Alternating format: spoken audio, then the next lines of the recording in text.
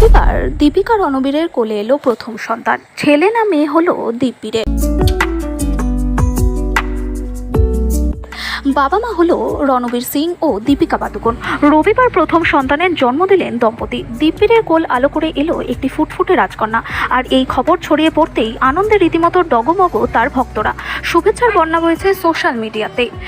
7ই September Deepika পাদুকোনকে ভর্তি করা হয় হাসপাতালে। অভিনেত্রীকে তার মা উজ্জ্বলা পাদুকোনের সঙ্গে মুম্বাইয়ের রিলায়েন্স ফাউন্ডেশনের হাসপাতালে ঢুকতে দেখা গিয়েছিল। শনিবার হাসপাতালে যাওয়ার পথে তার বেশ কয়েকটি ছবি এবং ভিডিও সোশ্যাল মিডিয়ায় ভাইরাল হয়েছিল।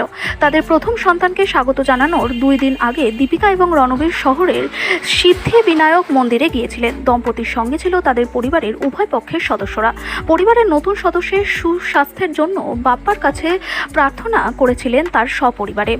2018 সালের ডিসেম্বরে ইতালির লেক কোমোতে একটি জমকালো অনুষ্ঠানে এই দম্পতি বিয়ে করেন। এটি ছিল রণবীর এবং দীপিকার উভয়ের সাংস্কৃতিক ঐতিহ্যকে সম্মান জানিয়ে জন্য একটি দ্বৈত অনুষ্ঠান। তাদের প্রথমে একটি দক্ষিণ ভারতীয় রীতিতে বিয়ে হয়েছিল, তারপরে একটি আনন্দ কার্য অনুষ্ঠান হয়েছিল। চলতি বছরের ফেব্রুয়ারিতে গর্ভবতী হওয়ার ঘোষণা করেছিলেন এই জুটি।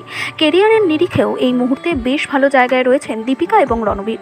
2023 সালে দীপিকার 2টি ছবি মুক্তি পেয়েছিল, জওয়ান এবং পাঠান, দুটি সুপারহিট। এরপরে চলতি বছরে মুক্তি পেয়েছে দীপিকার আরও 2টি ছবি, ফাইটার এবং কালকি। দ্বিতীয় ছবিটি বক্স অফিসে বিপুল সাফল্য পেয়েছে।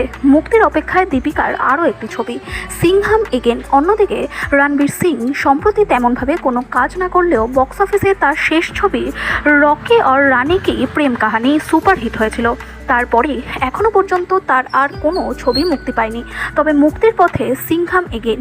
আগামী বছরে মুক্তি পাবে ধুরন্ধর।